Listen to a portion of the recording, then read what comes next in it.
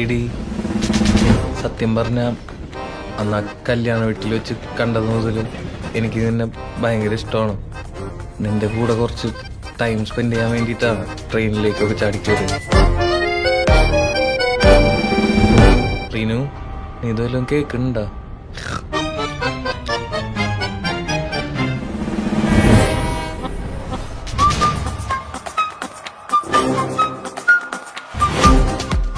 മോനെ അടങ്ങ്. പ്രേമം മനുഷ്യന്റെ അന്തം മാത്രമല്ല, പിന്നെ മണ്ടനും കൂടി ആക്കും. ഹൈദരാബാദിൽ നിന്ന് ഇപ്പൊ മാറിക്കാൻ പറ്റാത്ത അവസ്ഥയാടാ. ആന്തരാ എന്റെ ഹൃദയം അവിടെ വെച്ചിട്ടല്ലേ ഞാൻ പോയി നിൽക്കണത്. ഈ ഫ്രണ്ട് സോൺ എന്ന് പറഞ്ഞ ഏതാണ്ട് കോമ കിടക്കണ പോലെയാണ്. ജീവിച്ചിരിക്കണ്ടോന്ന് വെച്ചാൽ ജീവിച്ചിരിക്കണ്ട്, ചത്തോന്ന് വെച്ചാൽ ചത്തു.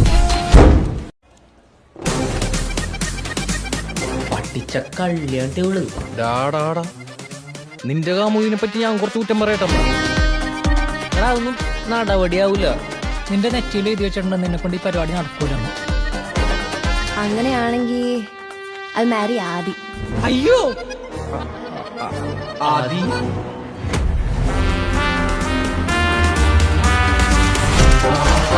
അവളെക്കാളും പ്രായവും പക്വതയും വെൽ സെറ്റിൽഡ് ആയിട്ടുള്ള ഒരാള്, IT ഫീൽഡിൽ നിന്ന ഒരാള്.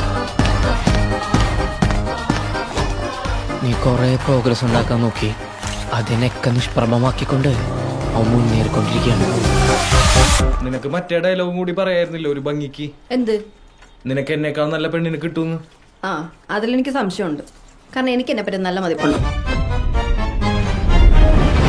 നമ്മൾ ഇനി എന്ത് ചെയ്യും മല്ലയ്യ? ഇനി നടക്ക പോറത് യുദ്ധം.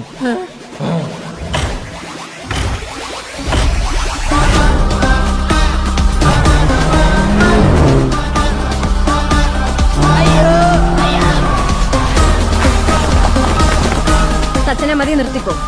നീ വലിയൊരു ഹാർട്ട് ബ്രേക്കിലേക്കാണ് പോകുന്നത്.